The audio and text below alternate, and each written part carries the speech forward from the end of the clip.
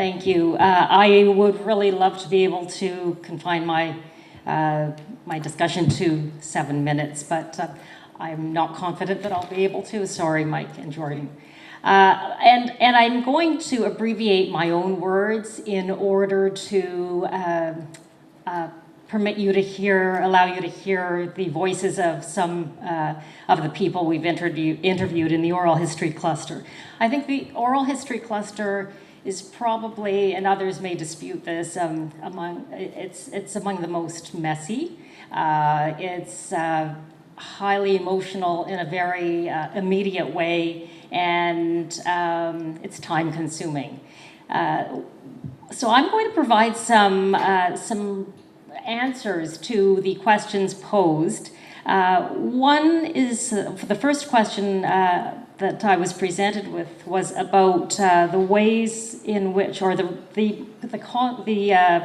most important research finding that could be used in this phase called knowledge mobilization.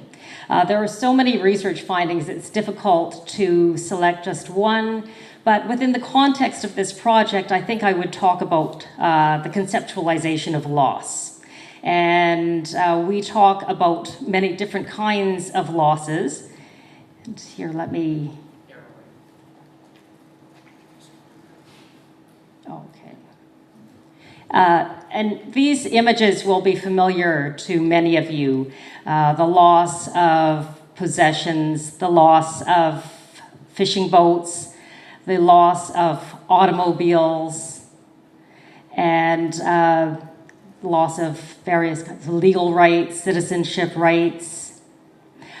But what we uncovered in the oral history interviews were other kinds of losses, and I tend to list these losses, but in the interviews themselves, in the narratives, each of these losses is fleshed out in the context of lives from childhood to old age. So loss of the impact of the loss of citizenship rights, the loss of dignity, the loss of a sense of security, the loss of the ability to travel widely throughout one's own country, loss of aspirations and dreams, the loss of childhood friends, invisibility, and a desire, in fact, on the part of many people to continue to be invisible throughout their lives. So it's a really complex It's a complex concept, loss. So we sort of veered away from property loss per se to the impact of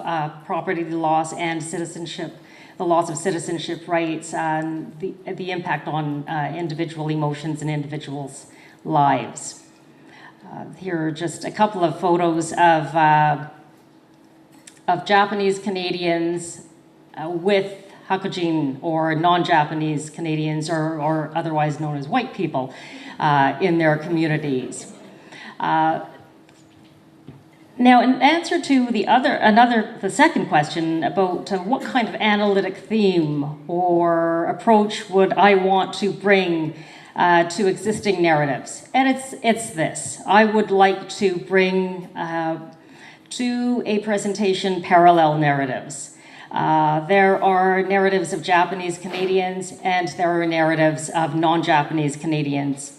And I've spent a long time, at least 25 years, gathering the narratives of Japanese Canadians themselves. And through much of this project, the Landscapes of Injustice project, I've tried to look more carefully and deeply at the narratives of those who were around amidst Japanese Canadians during the internment and in the period after the internment.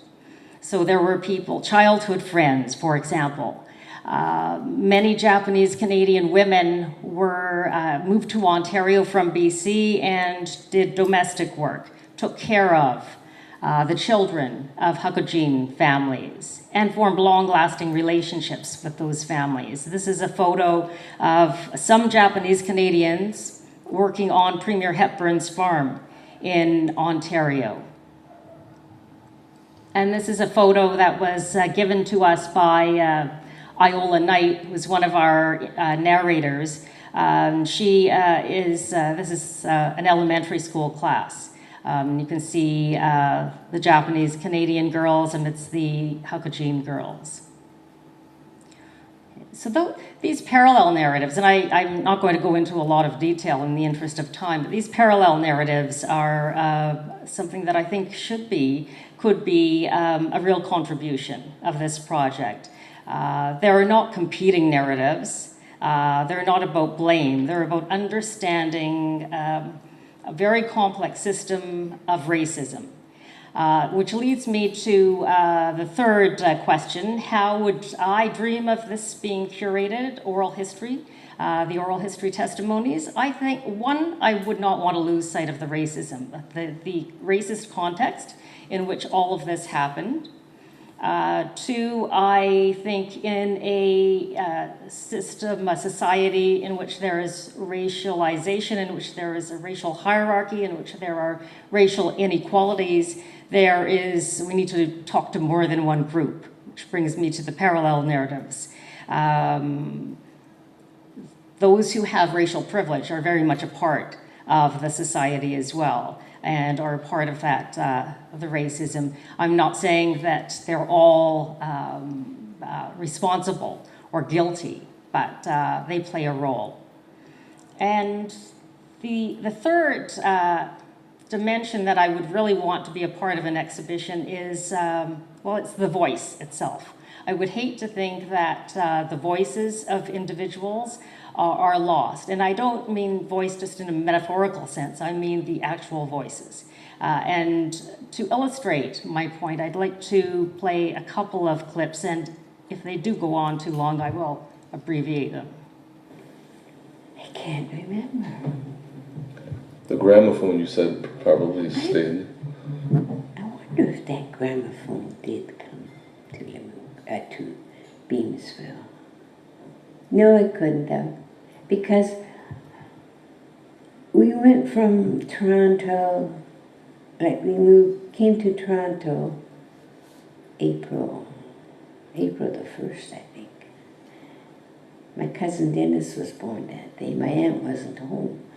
We asked my uncle where Auntie Mary was, and he said she's in the hospital.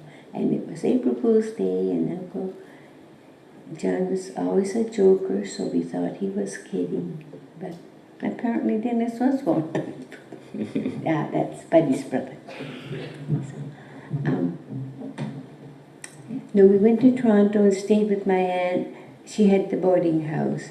We stayed there for a couple of days, and then we went to Beamsville on the bus from Toronto to Beamsville. So I don't think the gramophone was there then. I just wonder where it got ditched.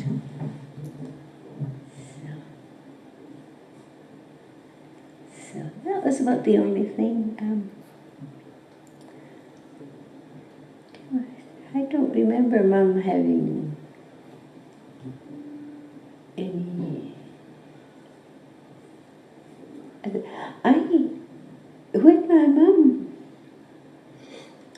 When we were living on Rushholm Road, and they were going to demolish all the houses for the apartment building, I was living in Dunmilston, and Mum bought some of her old stuff, put in my storage room downstairs. Yeah, like I had a split levels and a big area, cross space.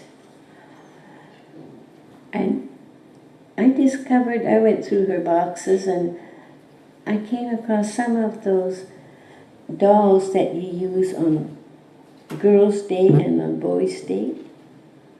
But my mom never brought them out during the war, or even in Beamsville.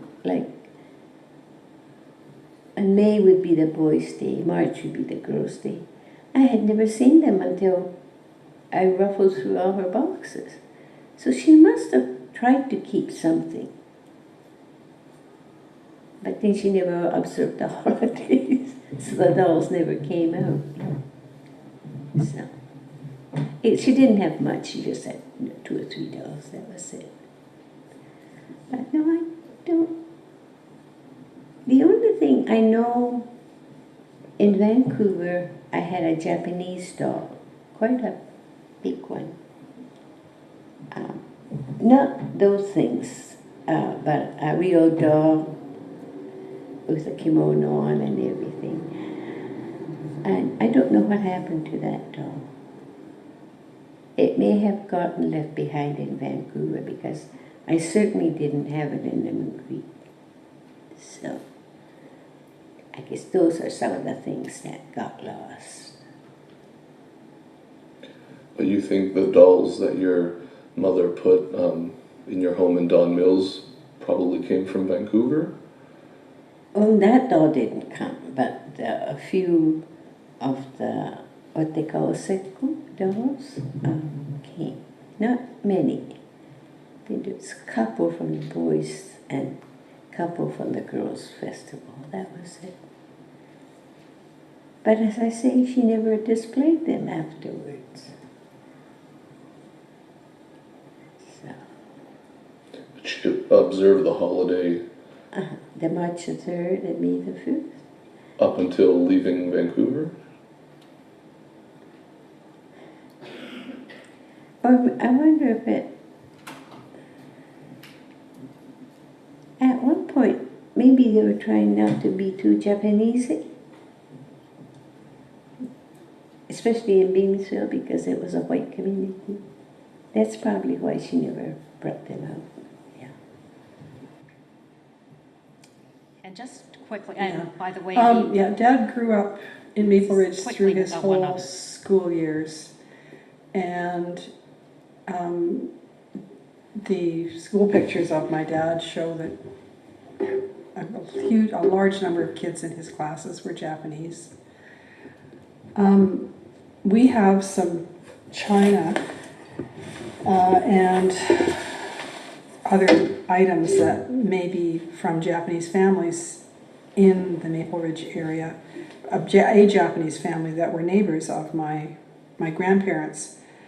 My dad told us that the way that he came to have this stuff was that when the Japanese families were moved out of Maple Ridge into internment camps in the Second World War, that a neighbor friend of my grandma's came to her house in the middle of the night and had this stuff with her and asked my grandmother if she would keep it in safety for her until such time as they came back.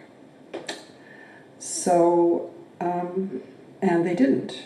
I don't know who the family was. I don't think Dad ever told us. And so the stuff was just in the cupboard mixed in with family china the whole time we grew up. Occasionally we drank tea out of the little cups. And then when my dad passed away 5 years ago, my sisters and I have this stuff, and we thought at the time that it would be, was there any way that it could go back to the families that it belonged to? So I did a little bit of preliminary looking around online, but didn't come up with anything solid. But that is something that we would like to do. So just to conclude, because I know I've taken up too much time, I want to say that the interviewer in the Grace Imamoto interview is Alex Peckick, who has been a research assistant with the cluster since the inception of the cluster, and he handles interviews extremely deftly. So loss, I think, broadly conceived, not to forget the context of racism, and the applicability of what we learn through this project to what is going on in other communities in various parts of the world today, and the parallel narratives and the spoken voice itself, I think, are what I dream of seeing presented to larger audiences. Thank you.